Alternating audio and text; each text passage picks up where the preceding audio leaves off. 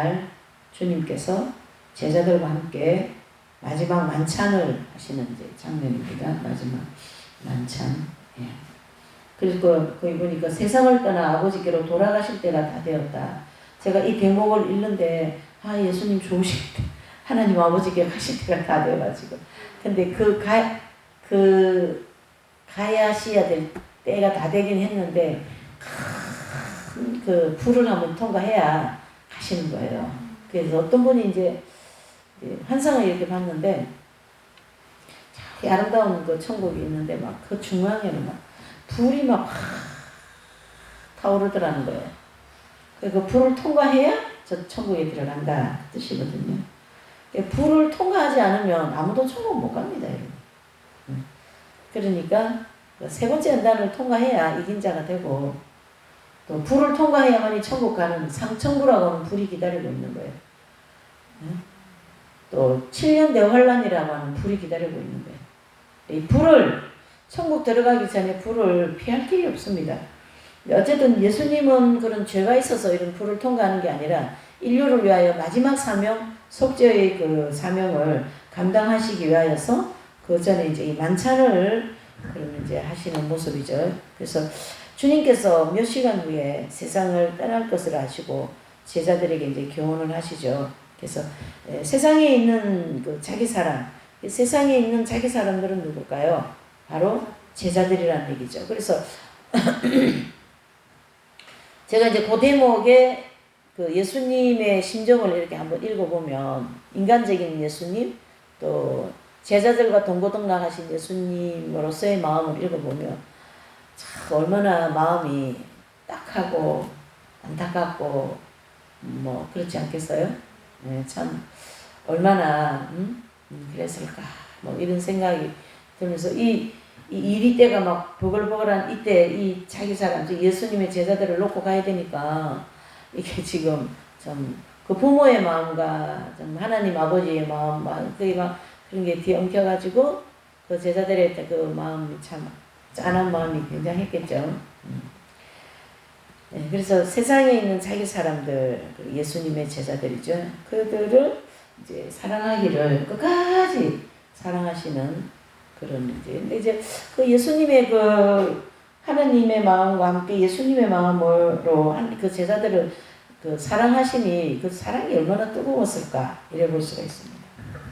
근데 그 끝까지 사랑하는 제자들의 가운데 이제 가룟 유다를 지칭하시는 그런 말씀이죠. 그가 비록 주님을 배반하고 떠날지라도 주님은 사랑으로 그를 대하신다 그렇게 보는데 그 마리아 발도르타 책을 보면요. 그 가룟 유다가 이제 그 예수님 팔러 나가죠. 그 직전까지 그를 향한 사랑이에요. 그 연민의 마음.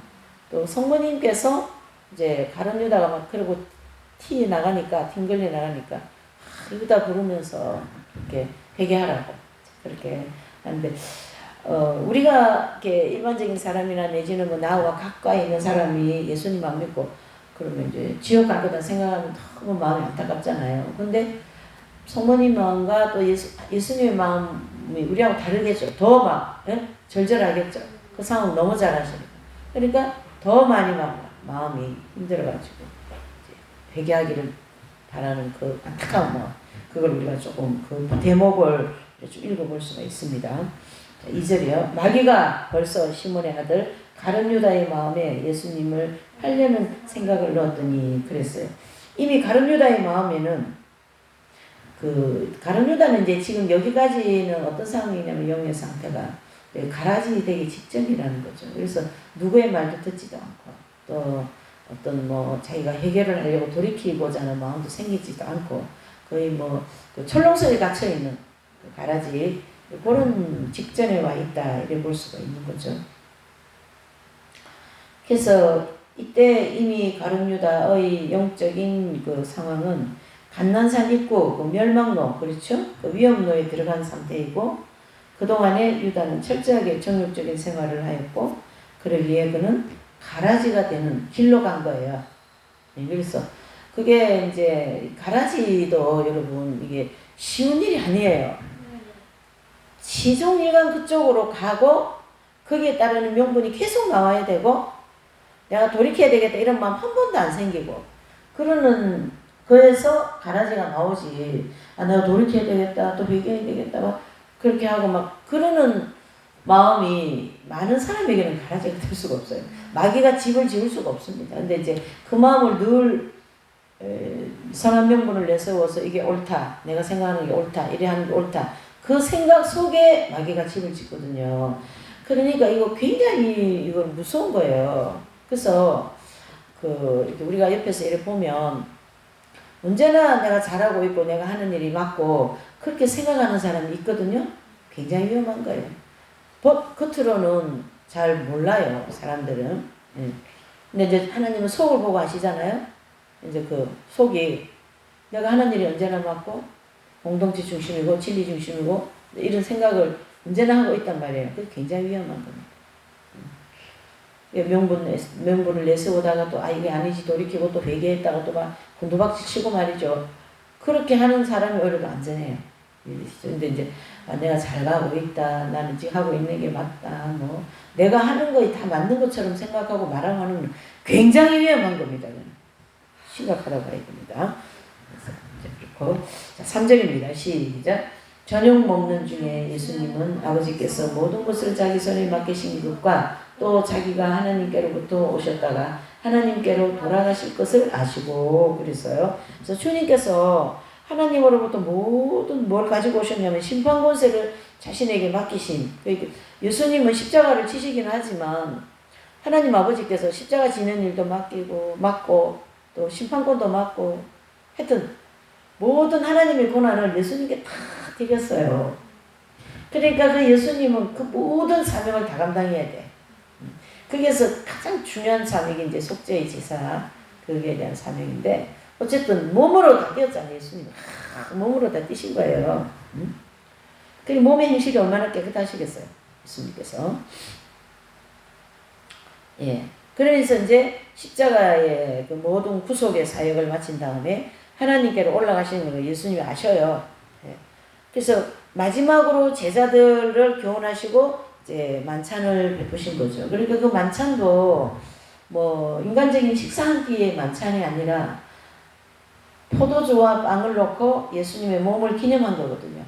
예수님의 몸, 살과 예수님의 피를 너희가 내 몸과 몸, 마음, 피를 먹고 마심으로써 너희 죄가 살 것이다. 이게 기념한 거거든요. 자, 그 의미가 굉장히 크다. 이래 봐야 되겠죠. 그리고 난 다음에 나는 이제 하나님께로 간다. 너희들을 혼자 둬야 되는데 참 마음이 안 놓이거든? 마음이 짠하거든? 이제 이런 마음도 있으셔요. 자, 4절입니다. 저녁 잡수시던 자리에 일어나 겉옷을 벗고 수건을 가져다가 허리에 두르시고 그랬어요. 그래서 제자들이 발 씻기는 사건은 이제 여기서 나오는 거죠. 그러니까 최종적인 예수님의 최고의 십자가 빛 다음으로 밝은 빛이죠. 발을 씻긴다는 거는. 예. 그래서 식사를 중단하시고 수건을 가지고 허리에 두른 다음에 다에 물을 담아 제자들의 발을 씻기죠. 그래서 주님의 바로 맞은편 가룟 유다가 앉아 있었고 또 유다를 제일 먼저 시키신 다음에 이제 이렇게 오른편으로 뭐 도마, 빌리, 알페오의 야고보, 안드레, 세베대의 야고보 뭐 이렇게 쭉 이제 돌아가면서 발을 씻기셨겠죠. 참 그 예수님이 발 씻긴 이 장면은 이제 뭐냐 하면 그 스승이 제자의 발을 씻기는 거는 그 인간 세상에서 최고의 빛이거든요. 예. 근데 이제 그보다 더 밝은 빛인데 십자가지 않습니까?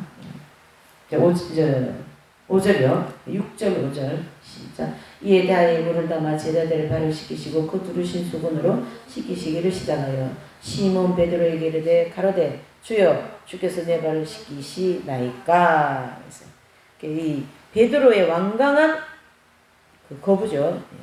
진짜 이게 그 당대의 스승이라는 개념은 우리가 생각하는 학교 스승하고 또 다릅니다.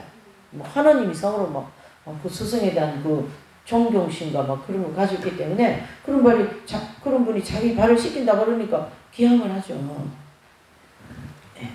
7절입니다. 가라사대 나의 하는 것을 내가 이제는 알지 못하는 이후에는 알리라. 자, 주님께서 현재 제자들을 밝히시는 것을 시키는 것을 지금은 뭐 알지 못하지만 예수님이 부활 승천하신 다음에 주님께서 행하신 일을 얼마나 귀한 일인지를 알게 될 것이다. 그래서 주님이 행하신 일이 얼마나 귀한 일이고 또 그 영적인 의미를 나중에 이제 제자들에게 알게 되는 거죠. 결국은 이 그 제자들의 발을 씻기시는 그 외향적인 모습은 그 십자가 다음으로 극치의 겸손이라고 볼 수가 있고 또 그 행실이 막 너무 밝은 빛이라고 이제 그 열매를 보면 이제 겸손의 열매를 볼 수가 있죠. 겸손한 모습. 예. 그래서 주님은 이제 그 물질 속에 속한 그런 어떤 물을 이용하시는 것이 아니라 영적인 그 생명수를 가리킴으로써 제자들이 영적인 지역의 진묘의 그 은혜를 씻겨야 된다. 그런 입장이죠. 그러니까 제자들도 그 베드로 제자 이제 나오잖아요. 그분이 그 예수님의 발을 이제 씻기시는데 아우 예수님 내 발 씻길 필요 없다고 막 그러죠. 그러니까 내가 너와 발을 씻기지 않으면 너와 난 관계없다. 그건 어떤 외형적인 그런 모습도 있지만은 베드로 사도에게 나머지 남아있는 그 죄성과 정욕이 있잖아요. 그거를 맞아 씻어야 되는데 마지막 3차 연단을 통과해야 된다 이 말이잖아요. 그럼 그게 해결이 나면 너와 나의 관계는 하나가 된다. 그 얘기를 하는 거예요. 우리 여기서 얘기하는 그 예수님 믿고 뭐 구원 그런 차원이 아니라 하나님과 인간이 하야밀이 되는 그런 경지에 들어간다. 엄청난 사건이에요. 8절 9절 시작. 베드로가 가로되 내 발을 절대로 씻기지 못하시리이다. 예수께서 대답하시되 내가 너를 씻기지 않으면 네와 나와 상관이 없느니라. 시몬 베드로가 가로되 주여 발뿐 아니라 손과 머리도 씻겨 주옵소서. 아멘. 네, 완강하게 베드로의 이제 거부하는데 거기에 답을 참 이게 답이 어떻게 이렇게 나올 수 있어요? 나의 하는 것을 내가 이제는 알지 못하는 유언을 알리라. 그 이제 8절에 내가 너를 씻기지 않으면 나와 아무 상관없다. 이게 얼마나 이 간단 명료하면서 굉장히 단어 자체가 일반적인 단어잖아요. 근데 그 안에 막 엄청난 내용이 들은 거예요.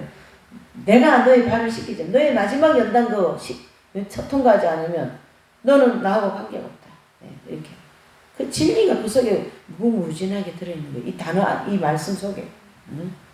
액면 그대로 받아들이면 안 되죠. 이건 상관없는 일이라. 그래서 베드로도 참 재밌어요. 그럼 빨리 시켜달라고 막 급한 성품에 막 앞서가는 거죠. 아 빨리 시켜달라고. 주님의 경우는 은혜로 죄악이 씻기지 않으면 주님과 아무런 관계없다. 그 얘기. 그러니까 그 마저 씻어야 될 발을 씻어야 너는 나와 합일이 되고 또 그렇지 않다 하더라도 내가 너를 씻기는 이 속죄의 제사 또 행위 이것을 반드시 본받아야 너는 생명의 길을 갈 수가 있다. 이렇게 볼 수 있죠. 목욕이라고 여기는 표현해 줬어요. 그래서 이제 그 베드로 입장에서는 이 발 씻는 이 장면이 3차 연단 끝나고 발 다 씻고 나면 이제 그분과 나와 하나가 되는 거죠. 10절입니다. 한 자는 발밖에 씻을 필요가 온몸이 깨끗하니라. 너희가 깨끗하나 다는 아니니라. 발을 씻기신 후에 이제 주님의 교훈이죠. 그래서 참 이렇게 내용들을 이렇게 발 씻겨 주시고 뭐 만찬 떡 나누고 뭐 그런 내용 안에 전부 다 영적인 내용이 다 들은 거예요. 발을 씻기고 난 이후에는 하늘의 경제가 올 거다. 만찬을 하고 난 다음에 예수님의 피와 살이 인류에 뿌려질 것이다. 이런 깊은 의미가 들은 거예요. 뭐 장난이 아니에요 지금. 예? 그게 이제 우리가 통상적으로 성경을 많이 읽고 이거 설교도 많이 하고 강의도 하고 했기 때문에 그냥 이 자체로만 받아들였는데 지금은 그래 하면 하지 말자고요. 왜 그러냐면 우리가 모든 것을 뭐 하릴도 알고 진리를 깊은 걸 많이 공부를 해서 그나마 또 좀 알고 있는데 이걸 쉽게 넘어가버리면 아무 의미가 없는 거죠. 그렇죠? 네, 그 안에 있는 내용을 좀 더 막 깊이 이렇게 느끼고 하는 것이 굉장히 중요하죠. 예.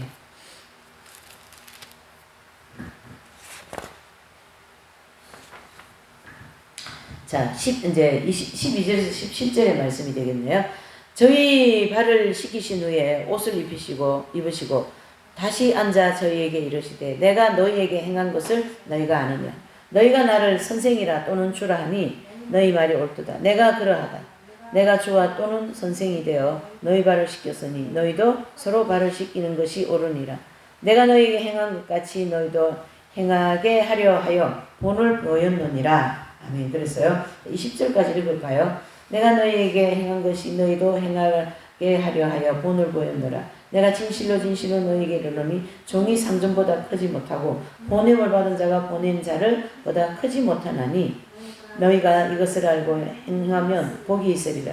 내가 너희를 다 가리켜 말하는 것이 아니라 내가 나의 택한 자들이 누구인지 알미라. 그러나 내 떡을 먹는 자가 내게 발꿈치를 들었다 한 성경을 응하게 하려 한 것이라.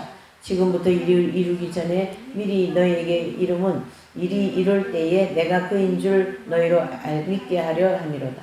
내가 진실로 너희에게 이르노니 나의 보내신 자를 영접하는 자는 나를 영접하는 것이요 나를 영접하는 자는 나를 보내신 이를 영접하는 것이니라. 아멘.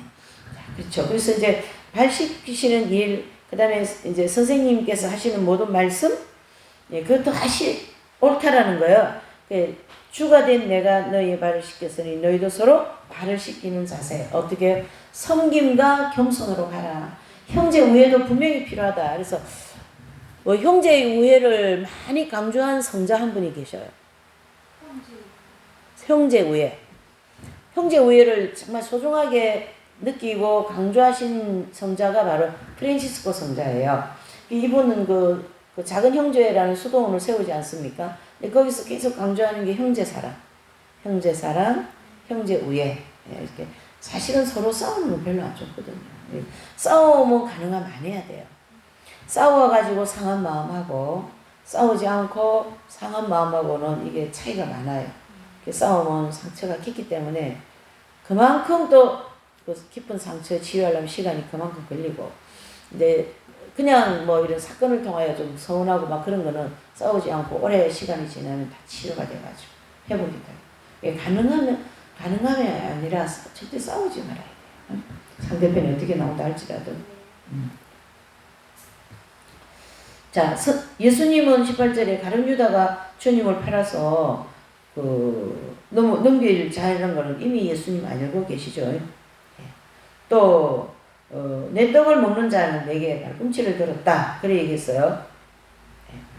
이는 주님께서 제자들의 발을 씻길 때 유다가 발을 피하다가 엎드리신 주님의 입술을 친 사건을 가르치게 합니다. 그 18절에 참 보면 신기한 것 같아요. 내가 너희를 다 가리켜 말하는 것이 아니라 내가 나의 택한 자들이 누구인지 아니라 그러나 내 떡을 먹는 자가 내게 발꿈치를 들었다는 성경을 응하게 하려는 것이다. 이 발꿈치를 들었다는 이 말씀이 응하게, 이건 혹시 연결되는 말씀 없습니까? 발꿈치. 창세기. 네. 창세기 하면 나오죠.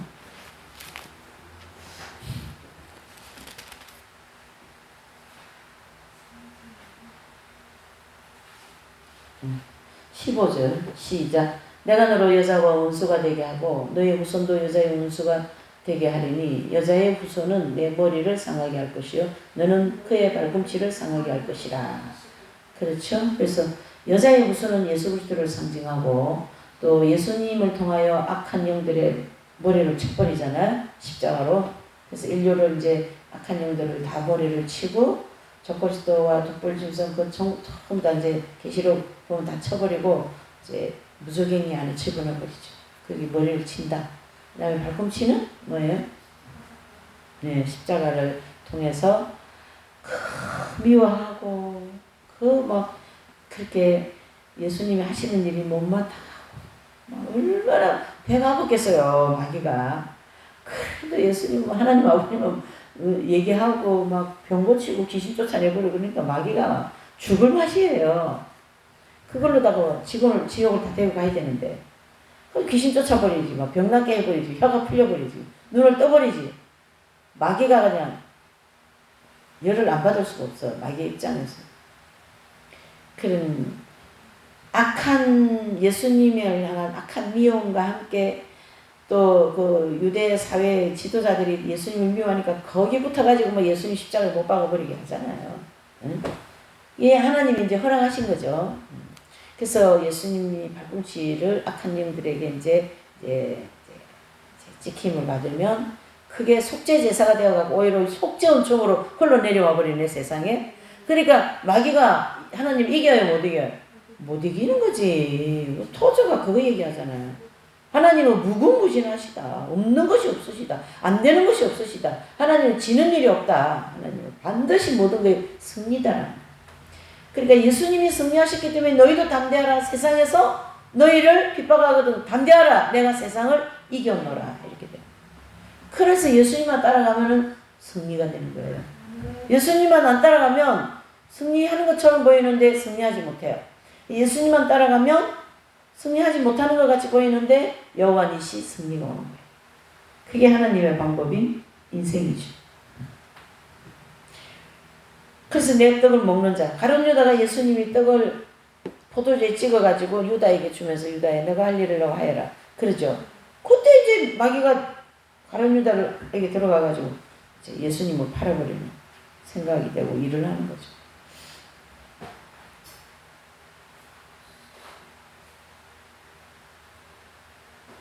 자, 19절에 미리 예언으로 말씀하심이 일이 전부 이룬 다음 주님께서 그리스도이심을 믿게 하기 위함이다.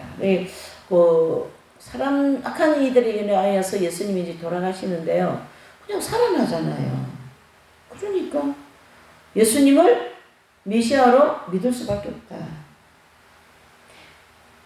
그러니까 20절에 주님을 영접하면은 하나님을 영접하는 자 같이 된다. 그래서 뭐 받아요? 영생을 얻을 것이다. 자, 이제 21절 요한복음입니다. 예수께서 이 말씀을 하시고 신령의 민망함으로 증거하여 가라사대 내가 진실로 진실로 너희에게 이르노니 너희 중 하나가 나를 팔리라 하시니 제자들이 서로 분명하게 대하여 말씀하시는지 의심하더라. 네. 예수의 제자 중 하나 곧 그의 사랑하시는 자가 예수의 품에 의지하여 누웠는지라.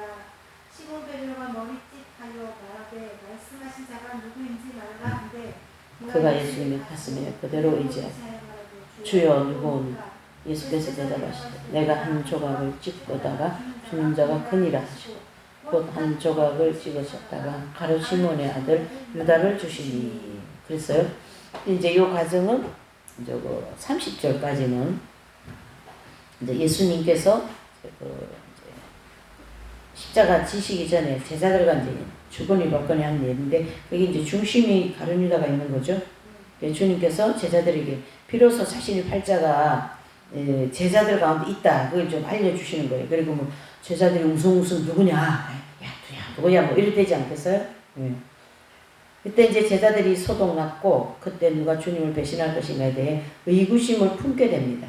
그래서 이제 막 이렇게 주목을 하죠. 서로에게. 도마 사도가 많은 제자들의 주목을 끕니다. 그래서 누구도 가룟 유다가 배신한 것에 대해서는 의심하지 않았던 것 같아요. 그때 베드로는 요한에게 누가 배신자인지 알아내라고 눈치질을 하잖아요. 이거 12제자 앉아있는데 눈치질하는 그거거든요.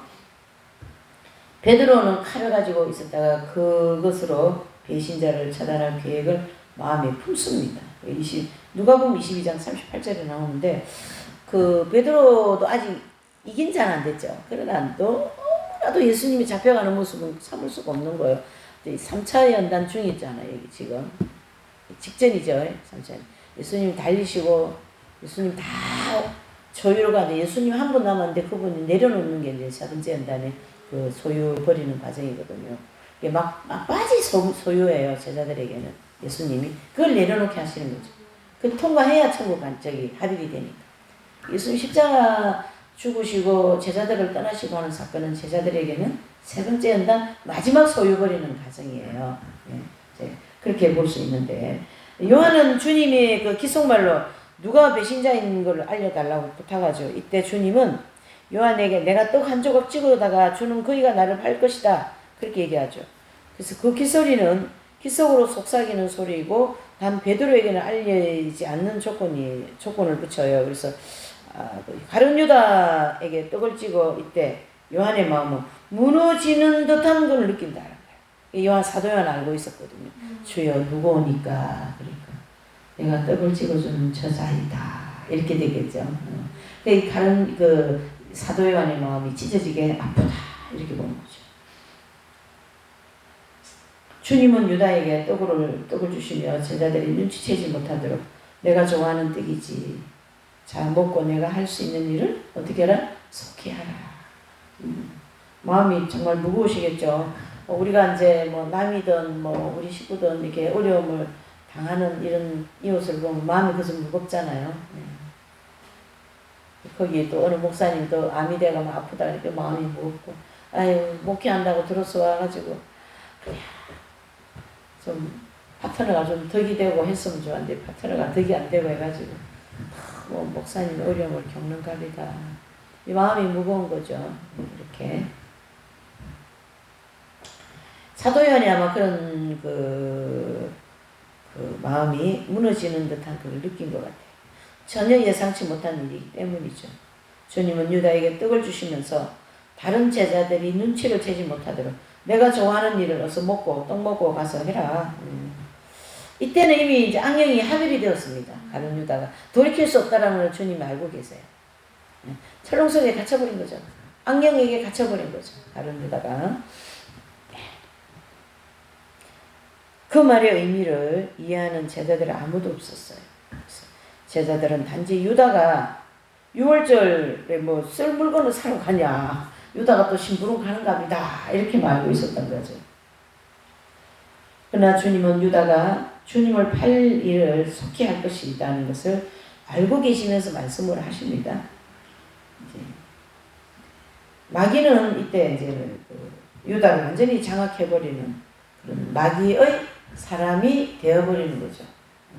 근데 그동안에 그 예수님의 눈이라는 책을 보면요. 작은 일이든 큰 일이든 모든 것이 유다는 정욕적인 걸 선택해요. 좀 가자 그러면 또 좀 더 쉬자. 좀 더 앉아있자 그러면 좀 더 들어놓고 하자. 좀 뭐 오늘 금식 하루 한 끼 금식한다 그러면 투덜투덜 또 먹는다 그러면 좋아하고 막 이런 그 정과 욕이 막 그냥 막 충만하게 움직이는 그런 장면이 굉장히 많이 나와요. 예. 참 그런 조금의 시간들을 통하여 이분이 이제 그 합일이 될 수 있는 마음이 다 만들어진 거죠. 그러니까 오늘 30냥 받고 어린 양 한 마리 값인데 주님을 철저하게 그렇게 제물이 되셨습니다. 31절에서 35절 31, 32절이요. 시작. 하나님도 인자로 인하여 영광을 얻으셨도다. 만일 하나님이 저로 인하여 영광을 얻으셨으면 하나님도 자기로 인하여 저희에게 영광을 주시리니 곧 주시라. 그래서 그러니까 배신한 것은 유다가 배신한 것은 하나님의 뜻을 이루기 위함이에요. 우리가 이 일을 이렇게 볼 때에 어떤 큰 일이 생겼으니까 그 하나님의 뜻을 이루기 위한 그런 일도 있어요. 개인적인 연단을 하여서 성화되어서 하나님 앞에 가기 위한 그런 것도 있지만 그 사건은 반드시 하나님의 뜻을 이루는 데 꼭 필요한 사건이에요. 예수님이 팔려야 십자가에 달리고 십자가에 달려야 하나님의 일이 되는 거거든요. 이게 어쩔 수 없는 피할 수 없는 그러한 사건들이죠. 반드시 이제 그 사건을 하나님이 이끌어 가십니다. 33절 너희가 나를 일찍 내가 유대인들에게 너희는 나의 가는 곳에 없다고 지금도 너희에게 이르노라. 아멘. 그랬습니다. 네. 그래서 이제 예수님이 사실은 그 십자가에 지시는 것은 돌아가시는 시간까지 딱 3일이시잖아요. 이 3일이 지나면 영광이 오는 거예요. 이미 다 알고 계셔요. 예수님이. 그 3일이 이게 쉽지가 않은 거예요. 그 고문을 목방 죽음과 그 채찍을 다 받아내셔야 되기 때문에 이게 장난이 아니죠. 예. 참, 예. 내 계명을 너에게 주노니 서로 사랑하라. 내가 너희를 사랑한 것 같이 너희도 서로 사랑하라. 너희가 서로 사랑, 이로써 모든 사람이 너희가 내 제자인 줄 알리라. 그러니까 이제 요한일서 3장 11절, 요한이서 1장 5절, 이게 다 요한복음, 요한이 쓰신 편지잖아요. 네. 거기서 보면 하나님 사랑이 없는 자는 지옥 간다 할 정도로 강력하게 얘기해요. 그러니까 이게 사랑의 합일에 대하여서 요한이 본인도 되어 있고 하기 때문에 그런 깊은 의미를 가지고 그 얘기를 하는 거예요. 형제를 미워하면 하나님 앞에 갈 수 없다. 아주 단호하게. 하나님을, 형제를 사랑하지 않으면은 어떻게 해요? 하나님 사랑할 수 없다. 그러니까 이웃 사랑과 하나님 사랑을 겸해서 얘기하는 거예요. 이웃도 사랑하고 하나님도 사랑해야 된다. 그 얘기를 얘기. 이게 요한의 사상은 어떤 거예요? 하나님 사랑이에요. 요한의 사상. 요한의 사상은 하나님 사랑이라는 그 사상을 계속 피력을 하니까 요한복음도 요한 1, 3서도 다 뭐예요? 사랑을 많이 인용하는 거죠. 그래서 사랑함으로 세상에 있는 사람들이 우리가 참 주님의 제자이다 알게 되고, 입으로만 주님을 사랑하는 것은 중요하지 않습니다. 행함, 진실, 중심의 사랑을 필요하죠. 중심의 사랑을 얘기하고 있어요. 자, 36, 38절. 주여 어디로 가시나이까? 예수께서 대답하시되 나의 가는 곳을 내가 지금 따라올 수 없으나 후에는 따라오리라. 참 의미심장한 얘기 아닙니까? 이때는 아직 베드로께서 거꾸로 십자가에 달리다 이런 걸 전혀 생각해 볼 상황이 아니죠. 근데 이제 사역이 마쳐지고 이제 십자가에 달릴 때 병정들에게 내가 어떻게 우리 그 스승님은 십자가에 바로 갔는데 내가 바로 갈 수 있냐? 거꾸로 매달아라 이렇게 되겠죠. 아, 멋진 분이에요. 십자가까지 그렇게 멋있게 거꾸로 매달아가 쫙 내던지면 당하는. 말이 멋있지 그 고통이 이거 어떻게 되겠지? 아버지. 그래서 베드로의 그 어떤 세 번 부인에 대하여서 말씀하십니다. 37, 38절. 주여 내가 지금 어찌하여 따를 수 없나이까? 주를 위하여 내 목숨이라도 버리겠나이까? 예수께서 대답하시되 내가 나를 위하여 내 목숨을 버리겠노라. 내가 진실로 닭 울기 전에 내가 세 번?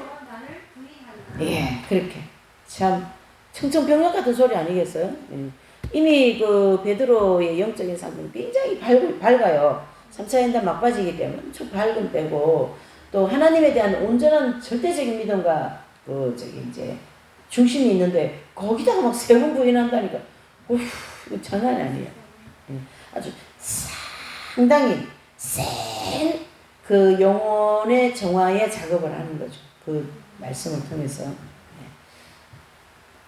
그래서 베드로의 그 교만함에 대한 주님의 예언이죠.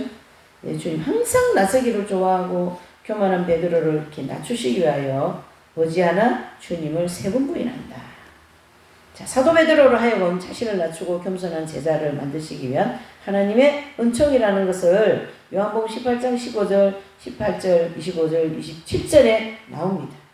시편은 더욱 큰 하나님의 사랑을 경험케 하는 좋은 도구다 이렇게 볼 수가 있습니다. 그래서 요한복음 이제 이 사도 요한, 저는 이제 이 강의 설교를 하면 그 저자를 많이 보거든요. 이런 글이 나오고 이렇게 감동이 자꾸 되는 거에 대한 그 하나님에 대한 사랑, 그거를 좀 이제 요한복음을 통해서 읽을 수 있고, 또 요한복음 자체가 하나님의 사랑에 대해서 내지는 하나님 속성을 굉장히 많이 이제 그 말씀하시는 내용이 요한복음이고 영생이라고 하죠. 자, 오늘 여기 13장까지 할게요.